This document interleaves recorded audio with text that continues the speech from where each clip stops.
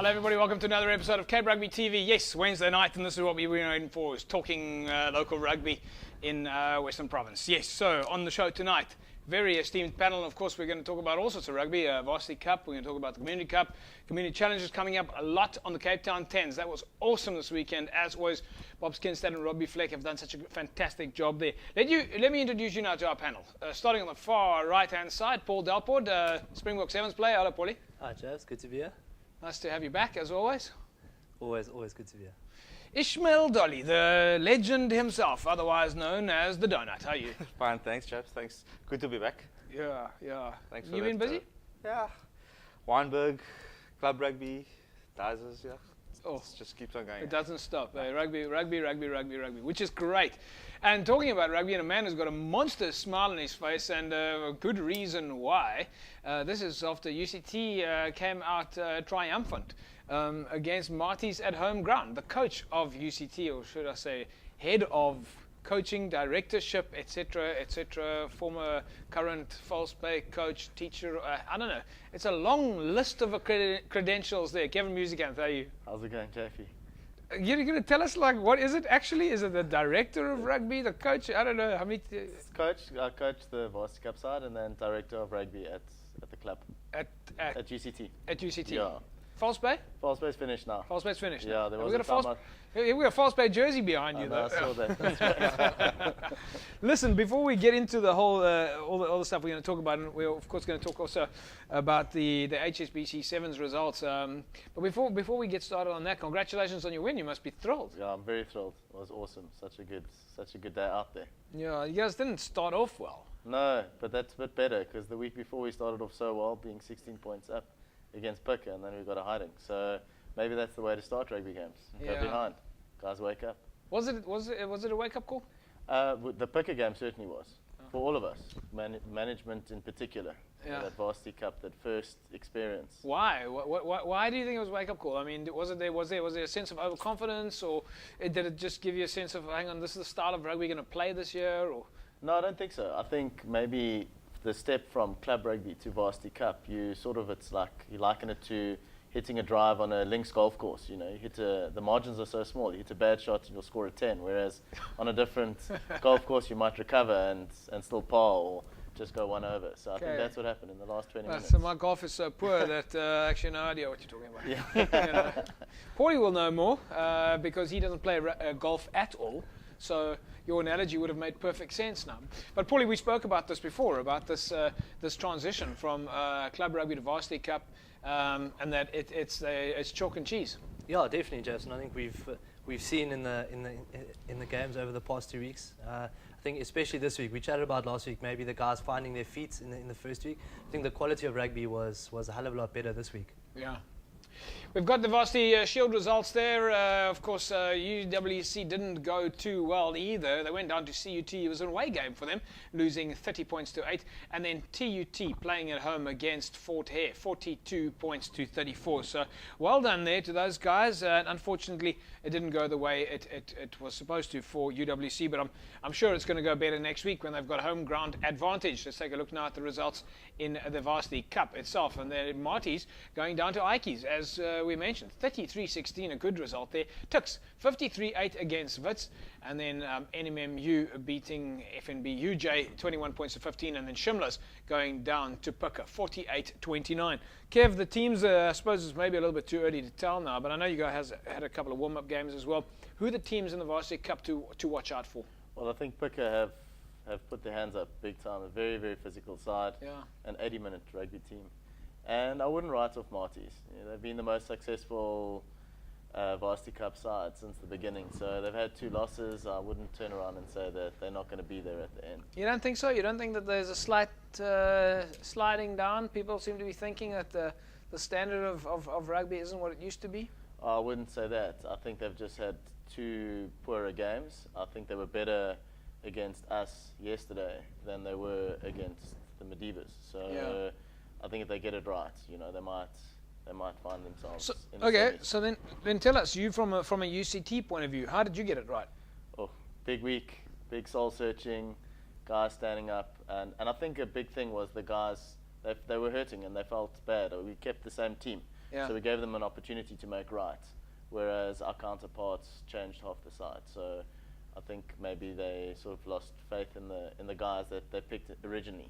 Yeah. So a guy doesn't become a bad rugby player in one game. When did you guys start practicing? When did you start getting ready for Varsity Cup? Our pre-season started in October. We started a month earlier. We got the guys stuck into the gym. Yeah. Wanted to try to see if we could get the guys a bit bigger.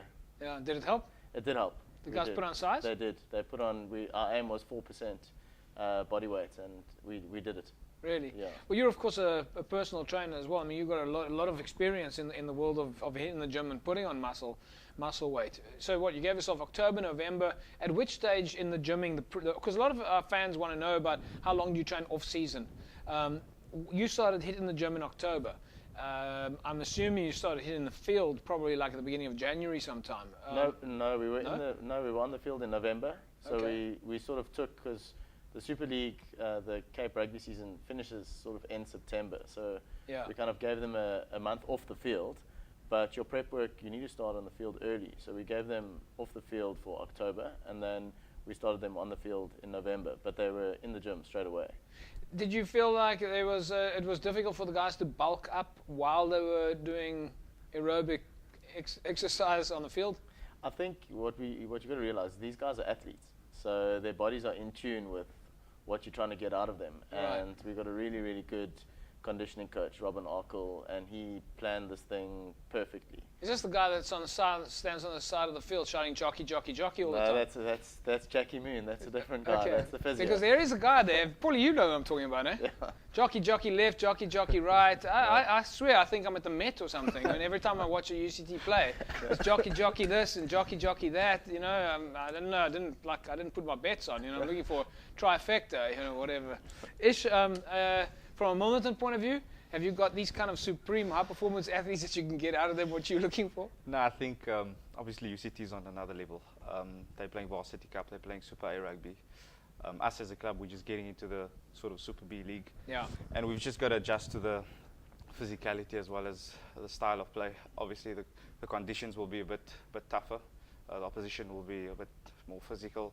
Yeah. And it's just for us to adjust very quickly. We're starting our pre-season games. So you've very got soon. more time for the guys to have off-season heavyweight bulk up training. Definitely. Yeah. The challenge is getting them into the gym. Obviously, Get in out of the bar and into the gym. more that.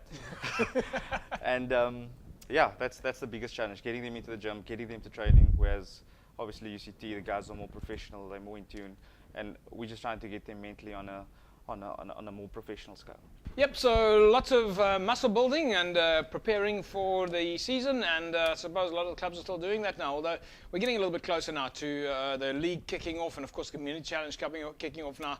So if you haven't had the bulking time now in the off-season, well, you better hope that your recovery is good after every match. Remember, of course, a little bit later during the show, you'll be able to win for yourself the Evox Advanced Nutrition before, during, and after Rugby Pack. That'll come up a little bit later. Get your cell phones handy, and you can win for yourself that before, during, and after Rugby Pack, courtesy of Evox Advanced Nutrition, the official sports nutrition supplier to Western Province Rugby and the DHL Stormers.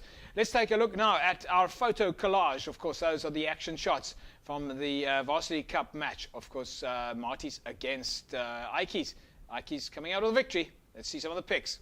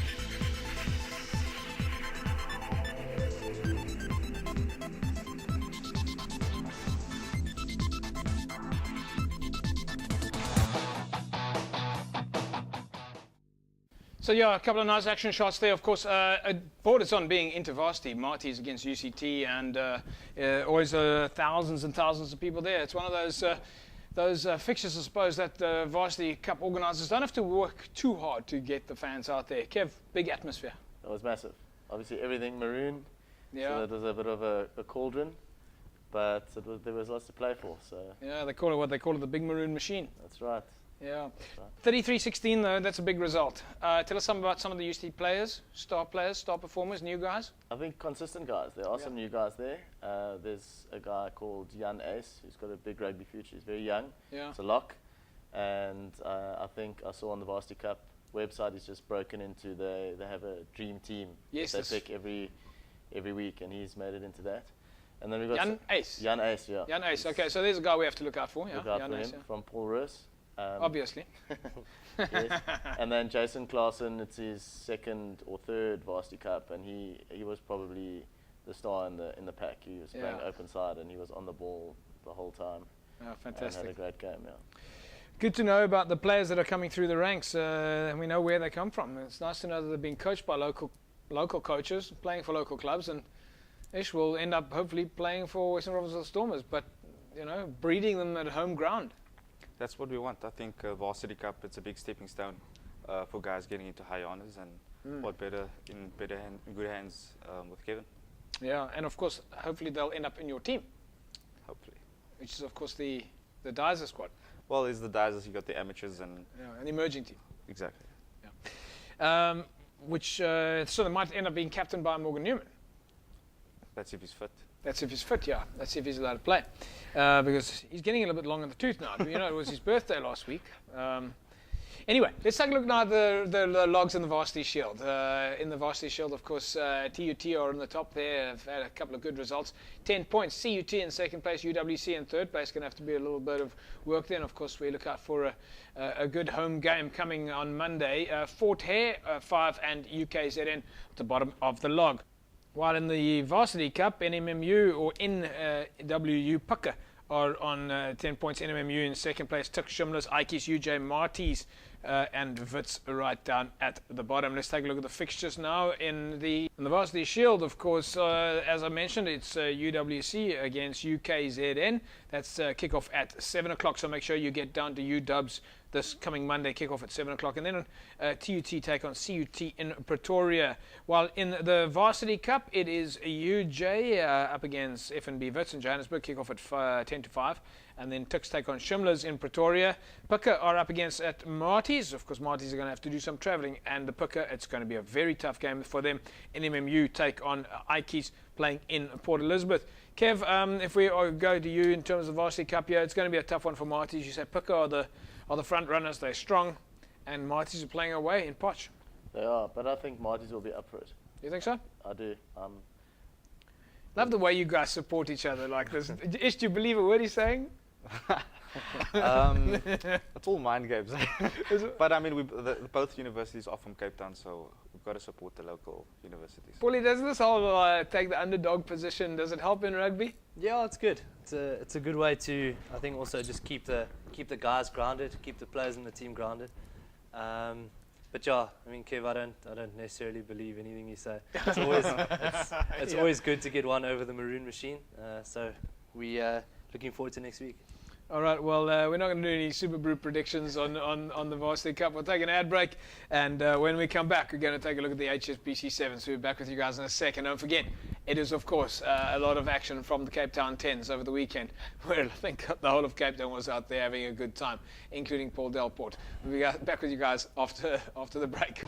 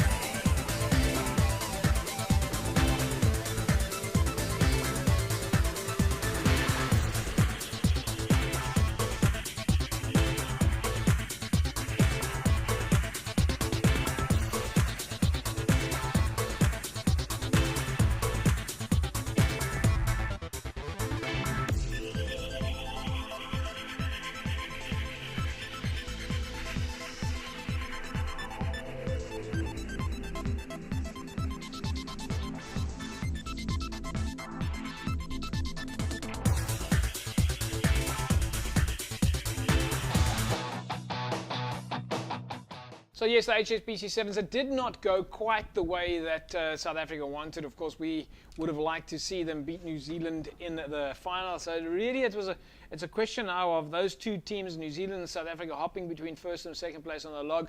If we'd won, we would have come out a little bit higher in the ranks there. Let's take a look at the results there now. Of course, we'll take a look at the Shield first. USA 28-12 over Spain. Kenya 24-14 over Scotland. Australia 12-10 over Canada in the plate final. And in the cup final, there you have it. And New Zealand beating South Africa 21-0. Paulie, let's turn to you. To be honest, I thought South Africa was looking tired. Yeah, Jeff, I think it's tough. It was, I think, the first time it's ever been done where there was a week layoff between the two tournaments. And it's a hell of a lot of travelling, but no excuses. I mean, the guys will be the first guys to say everybody else had to do it as well. I think we didn't look as fluid as we looked in Vegas, but also the conditions definitely played a part. It was wet and rainy for most of both days. And personally, I thought the guys showed a lot of guts, a lot of passion, because most of the wins that they eked out was more fight than anything else. Whereas in Vegas, everything went our way and everything looked very good. Yeah, but you mentioned it the last week. We spoke about home ground advantage. I mean, this is one of those situations that home ground advantage specifically worked for New Zealand. Everyone else, you say, had to do it, but New Zealand, all they had to do was fly home. We had to fly and wait 2 weeks and then play. It was, mind you, Japs, I think everyone will definitely give New Zealand the credit. They've been under quite a bit of pressure. If you think of it, we've beaten them in the last five finals we've played against them, and a home tournament. You ask Kev, you ask Ish. There's a hell of a lot of pressure when you play at home, and I think there was something special brewing this weekend. Chatting to Carl and Frankie and the guys, Jonah Lomu was there to hand out the jerseys to the New Zealand guys before the final, and I think there was a lot of feeling. For the New Zealand guys, it hasn't been going as well as it has been over the years. I think they were very keen to make a statement again. Geez, I don't know, what more do they want? They're like, it hasn't been going their way. They're ranked number one in the world for a long time. They win the World Cup. I mean, of course, life is terrible for the new Kiwis. Ish. But it's amazing how teams, they tap into emotion. I mean, Paulie mentioned Jonah Lomu. In the last Sevens tournament in South Africa, we tapped into the whole Madiba magic thing. Yeah. And we draw on that sort of emotion, and it's amazing how they can put that out onto the field. And it was a similar scenario during the World Cup after the earthquake, and New Zealand also tapping into that emotion. Christchurch. And it just shows you, I mean, rugby is emotion, and players play on emotion, and they thrive on it. So you got to just know your players well enough in order for you to bring out that emotion out onto the field. And Kev, as it goes a little bit back to what you were saying about how the guys stepped up. You step up emotionally. Well, exactly, and I think a New Zealand-South Africa match it's like a Marty's Ikes match. There's a lot of feeling in it, and it's always going to be tight and close, and you can never write off any of those sides. That's the big thing. Yeah, so unfortunately the rankings then did change. Let's take a look at the logs there. Of course, New Zealand do move to the top of the pile on 99 points, and South Africa, well, they're back down to 97. That 2-point gap just seems to just jump between these two teams, New Zealand, South Africa. And then Fiji, England, Australia, Samoa, Argentina, Kenya, Canada, and France. Massive gaps between South Africa and Fiji. Paulie, it looks like that gap is getting bigger and bigger. Fiji used to dominate. They used to beat everybody. They're just not there anymore. Yeah, Fiji has also been tough, a bit of a transition period for them. Ben Ryan coming in and taking over as coach. I think we've seen glimpses. If anybody saw the Dubai tournament, if Fiji play like that, it's going to be difficult for anybody in the world to beat them. Yeah. And then looking at the Springbok side and the New Zealand side, for us as the SS7 side, this is what we said: consistency, which is where we struggled last year. We won 3 finals, but we played in two bowls. And for the guys to go into and play in 2 tournaments and make 2 finals, that's pretty much what we're looking for. Well, hopefully we can get Carl Brown on the show. I'm sure. When do they land? They'll be back soon, if not back home already. Yeah, they actually got back. They actually got back on Monday night. And I'm sure we can get old Chunky around here again. He wouldn't mind. Chunky, otherwise known as Captain Fantastic. That's it. Of course, it was the Cape Town 10s over the weekend, the Nokia Cape Town 10s, which has now become an iconic event in South Africa. Who would have thought 2 rugby bucks put together a tournament in Cape Town, a different style of rugby. They mix it up with some entertainment, they throw in some social activity, and all of a sudden it's on the map as one of the events of the year to attend. and it certainly is one of the events to attend in terms of occasion. To go out there, the entertainment is good, the facilities are fantastic, the beer is cold, lots of fun. Everybody's having a great experience at the Cape Town 10s. Let's take a look at some of the results there, and then we'll show you some of the highlights. In the bowl final, it was the Hamilton Muscle Crackers who beat the UCT Nighthawks. And then in the plate final, the Cravens drew with NNK. And in the cup final, it was Western Province against the Hamilton Raiders. Of course, the Hamilton Raiders, well, you would expect Western Province to win. If Western Province didn't win it, there'd be something wrong. But you would expect them to win. Of course, one of the reasons that probably Western Province did so well is because they had so many of the Cape Rugby TV7s players in the Western Province 10 side. Paulie?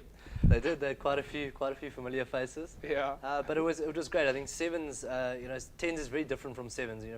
Personally, I was watching. That's the first time I actually took some interest in 10s.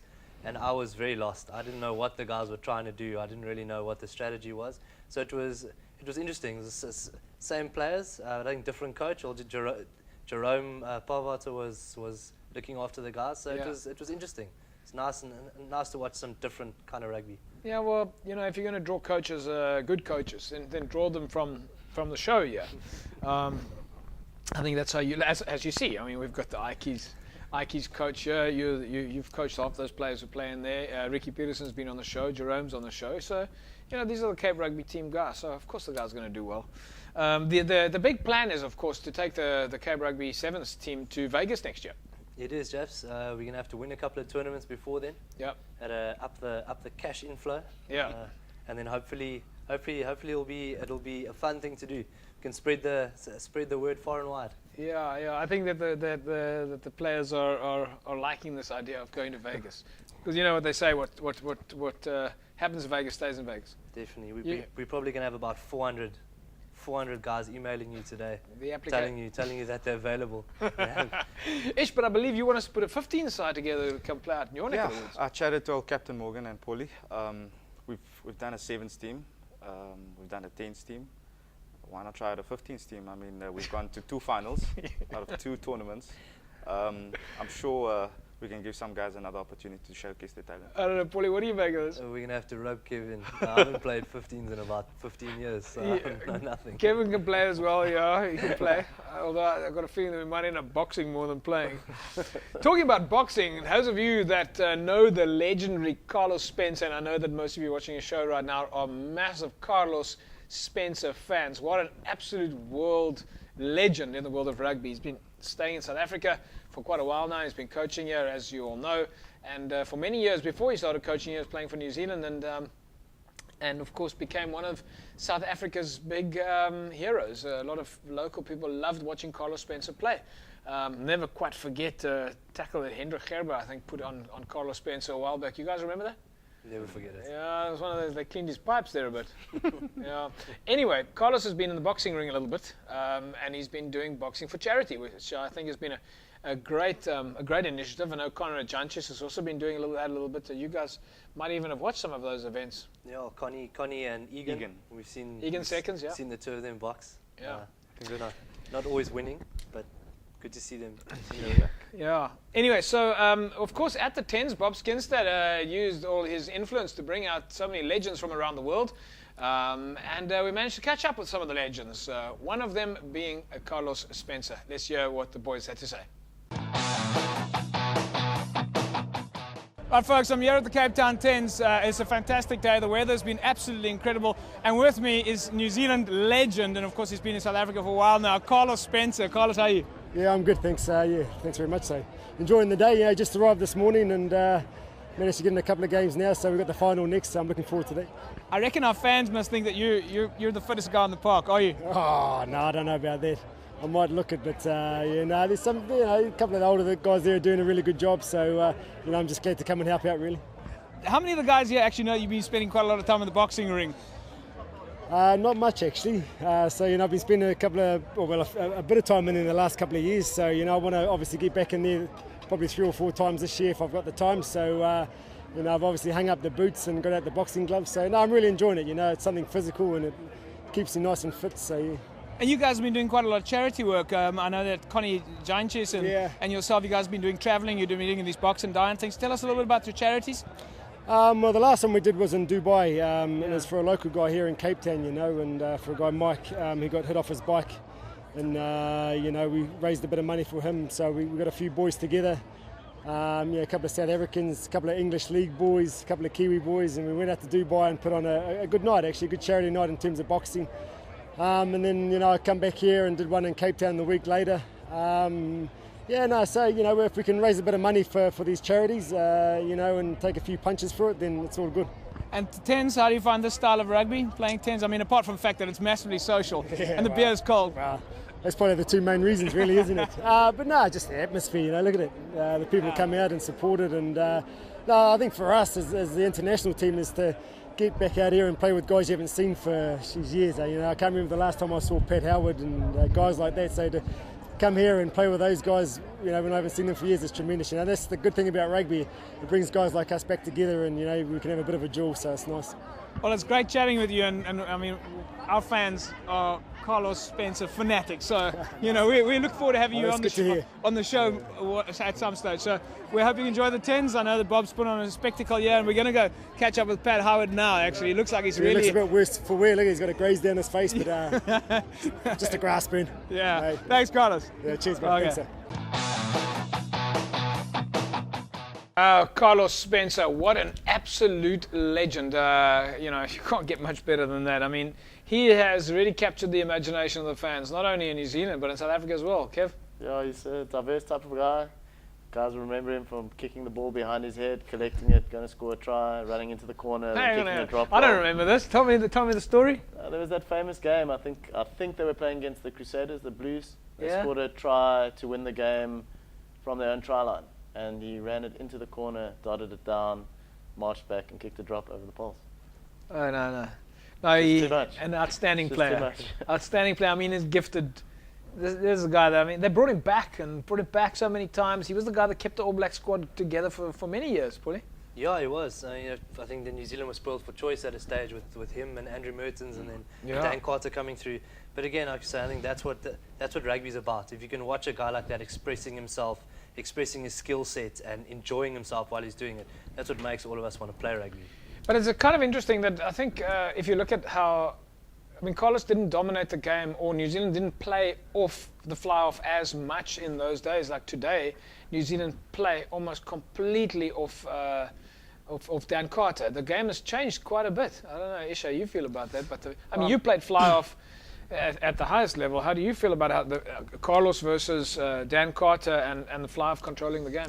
Well, the time that Carlos played New Zealand, they were dominating big time at that time. They had Justin Marshall on his inside with a massive pack, and Carlos obviously just fed off the quick ball that he got from the pack, and with Rokothoko and Lomo on his outside, he had a jaw. Yeah, what a jaw. Just get the ball to Loma. Yeah. Some of the other legends that were at the Nokia Cape Town Tens over the weekend, of course, included a number of the South African rugby legends, but also caught up with Pat Howard, former Australian and Brumby player. I'm with Aussie legend here at the Cape Town Tens, Pat Howard. Pat, a little bit of a scratch there, but we saw you win over the whitewash a few times. Yeah, no, I got myself on the scoreboard, which is very nice. But it's a little scratch, which actually, when you don't play anymore, you feel good about getting those. It's something to talk about. Yeah, it's tough nowadays to get war wounds. Oh, it's great. Look, you miss actually sometimes being sore, and you miss getting the cuts and the bruises. So I was one of the stupid ones that went into a few breakdowns, and as a consequence, I got a trophy to show for it. We're just talking about it now, about the fact that our first one was at the Cape Town Stadium when we had the legends there, and it was a fantastic event. Tim Horan, Tana Umaga, yourself. What do you think the big changes are since back then to today, the Cape Town Tens? Oh, look, I think I've been unbelievably impressed coming back here. When I first came in for the first one, it was a lovely way and kicking off the stadium. But this time it's really grown some presence. There's some other sports here, which are, it's really interesting where they're taking it, and it's a genuine celebration. So I think the guys have done a wonderful job in where they've got this to. Well, you got guys like Bob Skinset and Rob Fleck behind it. You can't go wrong.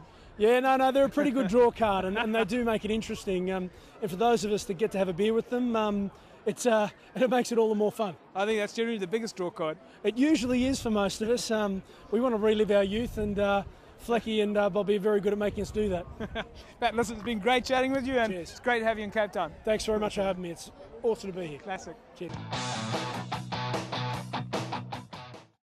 Yeah, just an incredible atmosphere, and the legends that play there at the Cape Town Tens were so happy to chat with us and just share their experience. And one thing that stuck a chord across all of them, apart from the fact that it was a fantastic occasion, was just how much they loved being in Cape Town and loved being in South Africa. So I think the Cape Town Tens, to attract more people to Cape Town's fantastic. Well done, Bob. Well done, Flecky. But we're going to catch up with Robbie Fleck a little bit later. We're going to take an ad break, and when we come back, we're going to take a look at some of the highlights of the Cape Town 10, some of the action, some of the moves, and we'll also speak to Robbie Fleck.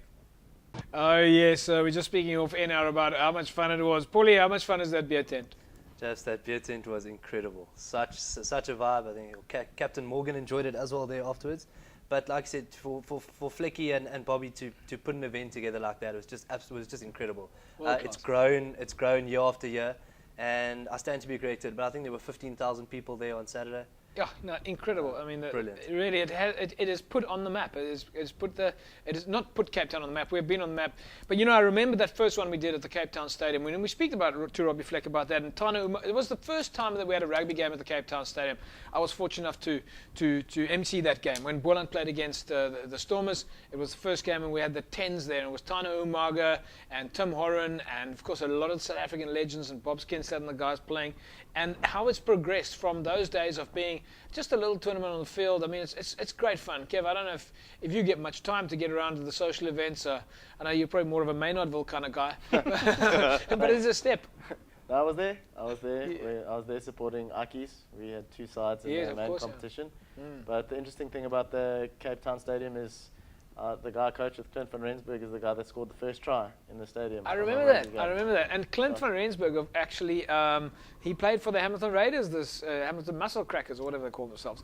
He played for them. No, in fact, I think he played for one of the Legends teams. He would have played for one of the Legends sides. Yeah, he played for the Legends side. Yeah. So again, what a great way also to bring the players together. It's more than just the actual. I mean, there were 100 teams taking part. Anyway, let's catch up with some of the highlights. Robbie Fleck will tell us more about the actual tournament itself. Let's see some of the highlights of the Nokia Cape Town 10s.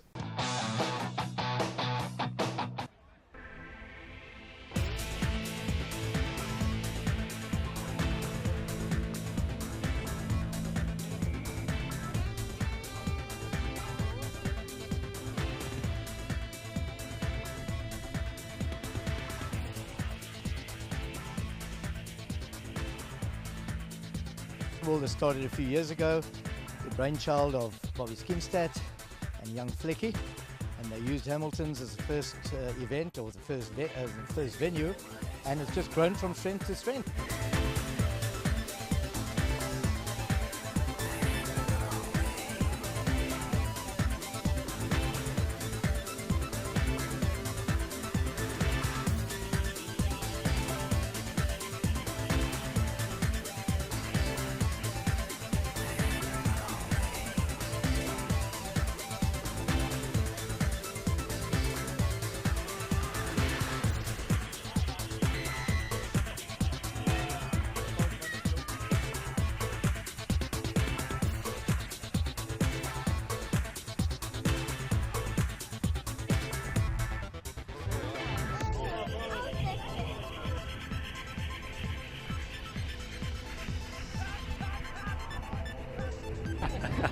Avoiding contact like the plague.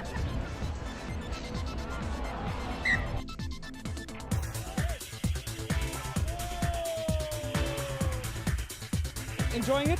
Very much, very much. Tell us about the day. How long have you guys been here? Since yesterday. Yeah? Very nice. We won 3 games yesterday and today 2. We are into the final now. You played for the Legends today? Yeah. And how many games you had? 3. 3 games? Yeah. All right. 10 minutes. Tough, yeah.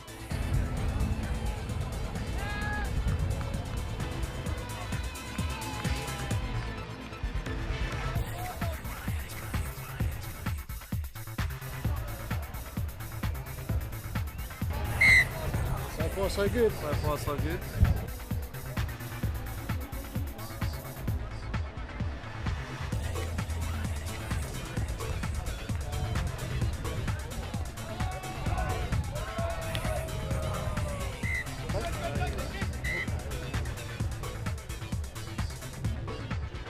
Wing and water boy is my ultimate position there.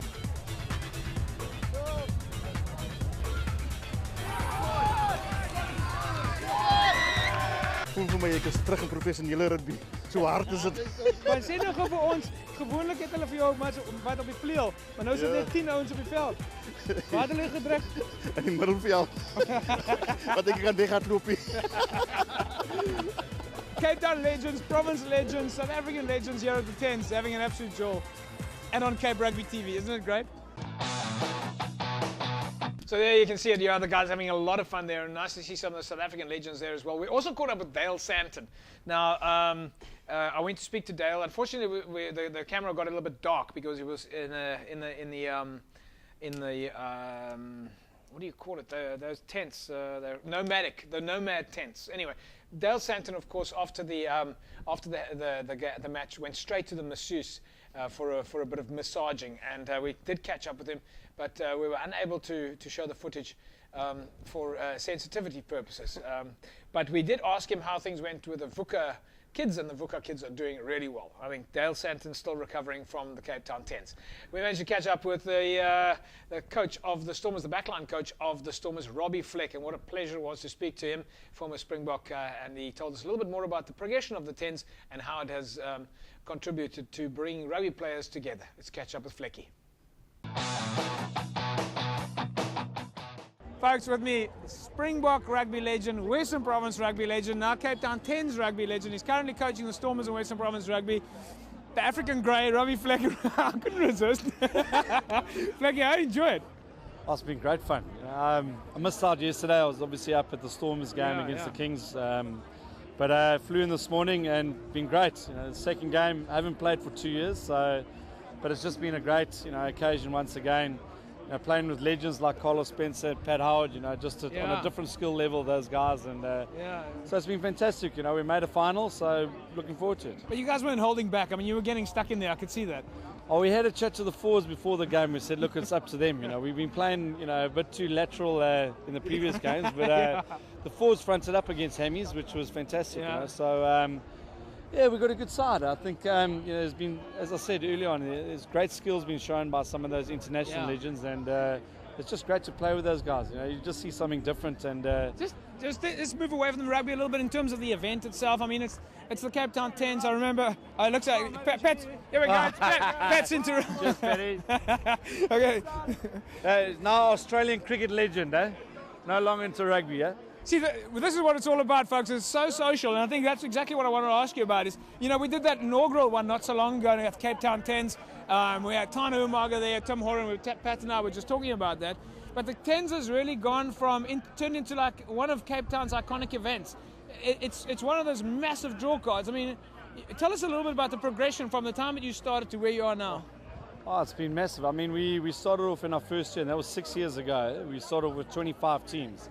And we've progressed now to 100 teams, which is basically 2,500 rugby players, and then with the new introduction now of the netball as well, which is great. So there's 21 netball. You got sides. Netball now in the rugby as well. Exactly. So it was. Well, if it sells newspapers, then we do it. Well, exactly, and it sells beers as well. I mean, it's great. It brings a different dynamic to the tournament, and look, I mean, that's what it's about. It's about getting people together, having some good fun. The rugby. Obviously there's some serious rugby, but the most important thing is that the guys get together with their mates. Guys are flying in from Joburg, Swaziland, all over, and they're just getting together. They're playing against legends like Pat Howard and Carlos Spencer. It's about playing against them, saying that I've played against them or played with them, having a beer with them afterwards.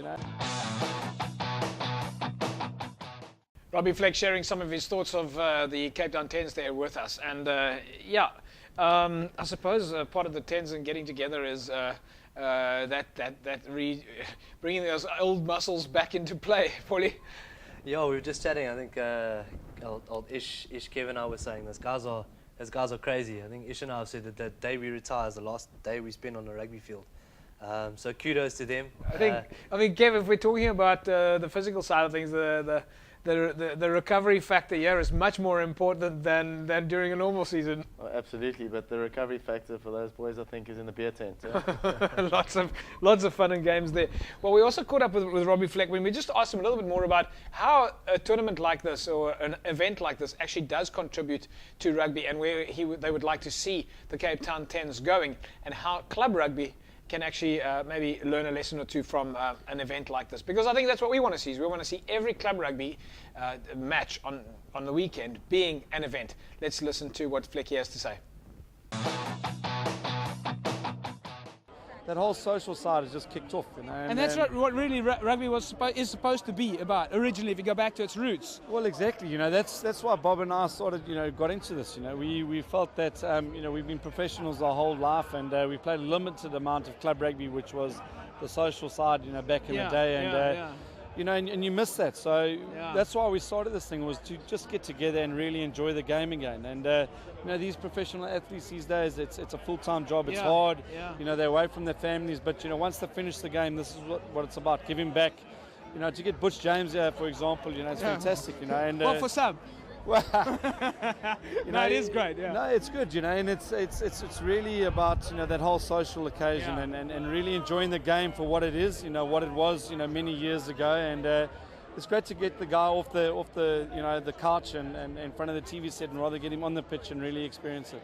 Well, I think it's a fantastic event. I think from a club rugby point of view, it kind of just goes to show that if clubs maybe thought about how you can turn a rugby match into an event, club rugby would be so much more attractive and interesting, and that's kind of where it's going. So here's a lesson for all of us. So I think you guys have done a fantastic job. No, for sure. And for us, it's important that we grow the Premier League, which involves the clubs. We really want to make this a stand-up, event. And do you see that the SK Warmers, the Tigerbergs, the Hammies, and those guys are going to be playing in this tournament? They've got to. For us, it's massively important they get involved. I think that game of 10s itself is a great game of rugby.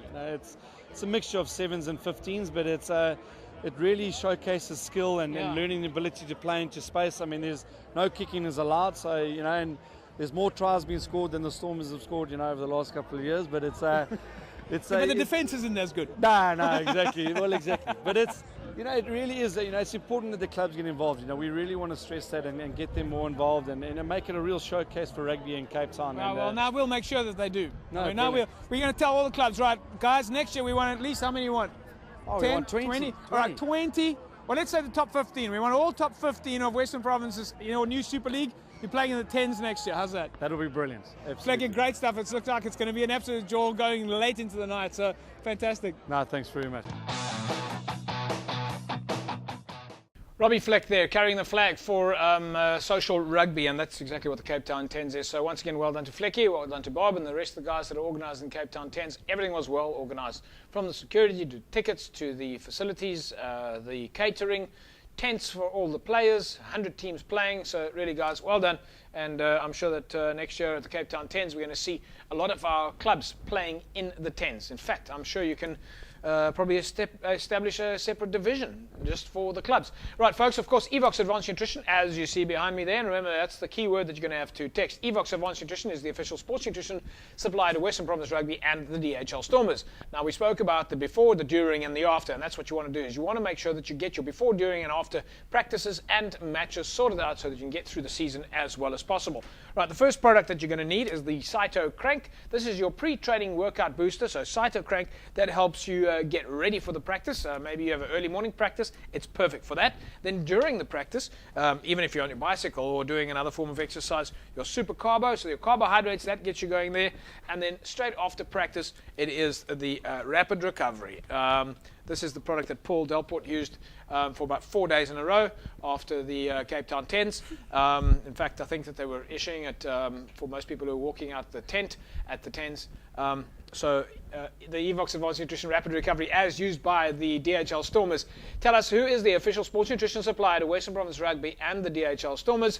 SMS the answer to 33280. Terms and conditions apply. Standard rates as well. Last week's winner, congratulations to Bevan Martinez. Once again, that question for the before, during, and after pack, the Cyto Crack, the Super Copper, and the Rapid Recovery. Just tell us, who is the official sports nutrition supplier to Western Province Rugby and the DHL Stormers?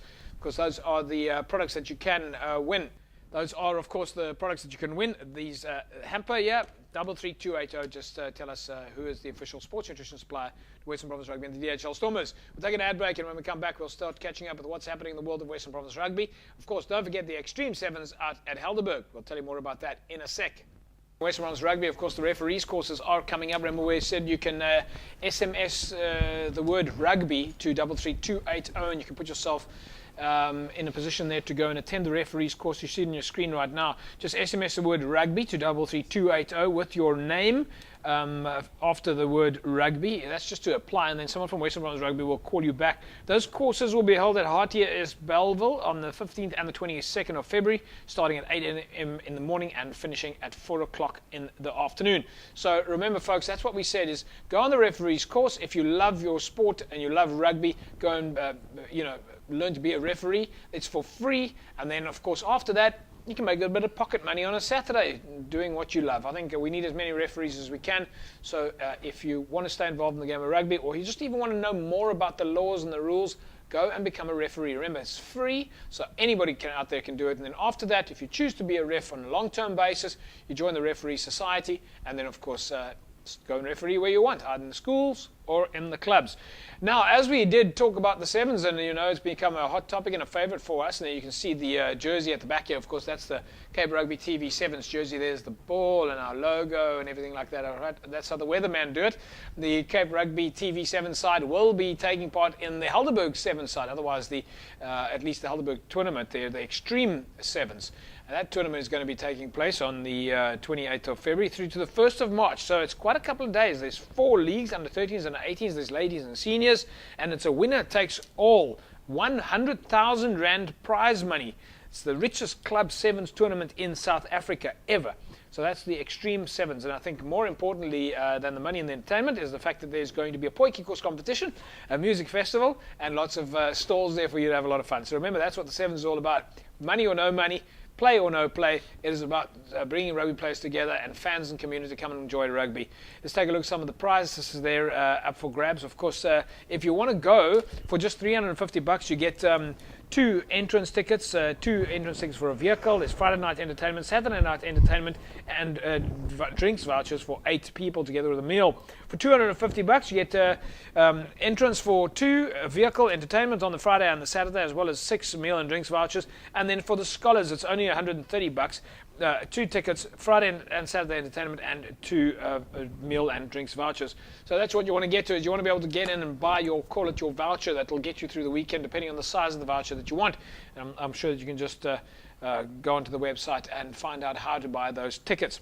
Pre-season for the Stormers coming up this weekend. They will be up against Boland. So Stormers getting into action there. Let's take a look at the result now from their match over the weekend where they played against the Kings. Once again, nice performance there from Sia Kolisi 3 times over the whitewash. Nick Groom scored 2 tries as well as Dion Fourie. Stormers beating the Kings 40 points to 7. Jaco Tata is back in the mix, and of course Skalkberger captained the team on the day. Upcoming fixtures over the weekend is against Boland. They're playing in Wellington, so if you've got some spare time on your hands, why don't you get down there to Wellington and go and support the DHL Stormers as they play against Boland. It's always that pre-season inaugural match between the 2 provinces, so a lot of entertainment there. Nice to give Jean de Villiers a bit of a break there, Paulie. Yeah, he's had a hell of a season. Nice for him to get a break. He's gonna start every game in the Super Rugby tournament, so it is good for him to get a bit of respite before the season kicks off. And then the Vodacom Super 15, at least you will see some of the fixtures already on this Saturday, as the Cheetahs up against the Lions in Bloemfontein and the Sharks take on the Bulls in Durban, which means that we have to do our Super Brew predictions for the Super 15 that starts this weekend, and finally it's up and running. Let's go around the table here. Paulie, Cheetahs, Lions. Cheetahs. By? 15.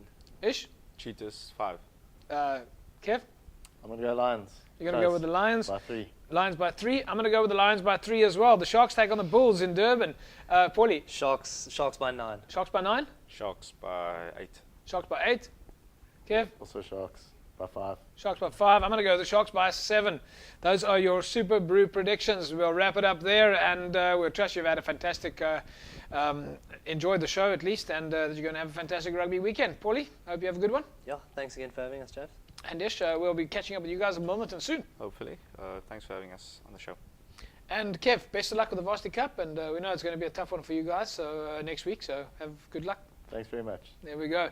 Right, folks, that's a wrap of our show this evening. We'll see you again. Don't forget the repeat is on Saturday. If you didn't get enough tonight, you can watch it again on Saturday morning. We'll see you again next week, same time, same place. Bye-bye.